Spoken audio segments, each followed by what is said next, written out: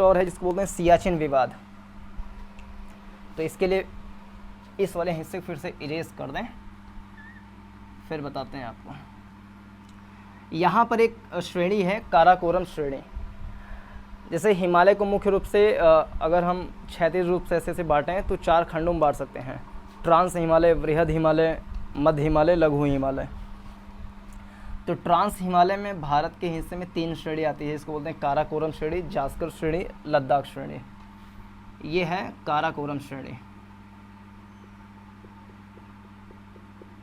फिर इसके दक्षिण में लद्दाख श्रेणी, फिर इसके दक्षिण में जास्कर श्रेणी।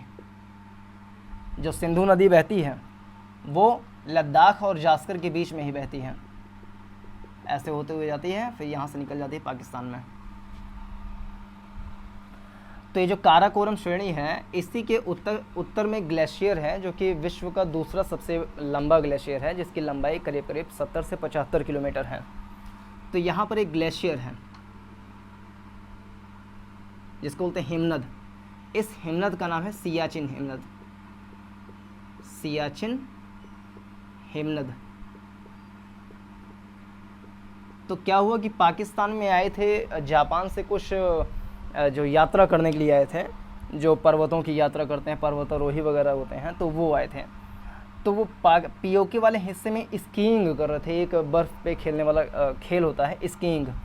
तो स्कीइंग कर रहे थे, तो उनको शायद इस तरफ भी आना था, जो सियाचिन ग्लेशियर है, सियाचिन ग्लेशियर की इस तरफ भी उनको घूमने टहलने का मन कर रहा होगा।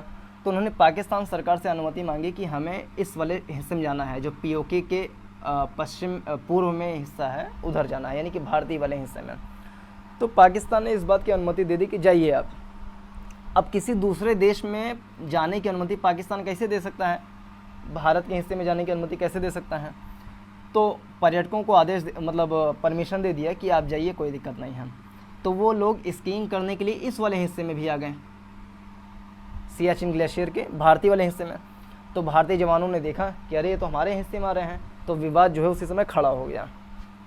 और विवाद खड़ा हुआ तो इसको सुलझाने के लिए एक ऑपरेशन चलाया गया, जिसको बोलते हैं ऑपरेशन मेघदूत। ऑपरेशन मेघदूत। ये चला था कब?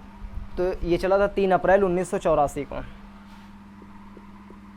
3 अप्रैल 1984 को चला था ऑपरेशन मेघदूत। ये किससे संबंधित है? तो सियाचिन विवाद से संबंधित है।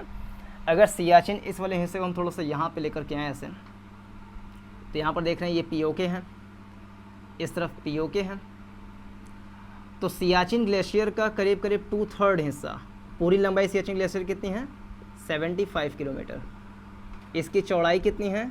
इसकी चौड़ाई है 2 से लेकर के 8 किलोमीटर तक इसकी चौड़ाई है। इस सियाचिन ग्लेशियर की ऊंचाई कितनी है? तो समुद्र तल से इसकी ऊंचाई जो है वो 5800 मीटर है। यहाँ का तापमान कितना रहता है टेम्परेचर? तो -50 डिग्री सेल्सियस तक यहाँ का तापमान रहता है। खूब ठंडा इलाका है। 75 किलोमीटर का 2/3 हिस्सा, 2/3 जो पार्ट है वो इंडिया के हिस्से में ही आ जाता है। यानी कि इंडिया के हिस्से में हालांकि पूरा हिस्सा है, लेकिन जो पीओके में 1/3 हिस्सा पीओके में चला जाता है और 2/3 हिस्सा जो है इंडिया में चला आता है सियाचिन ग्लेशियर का।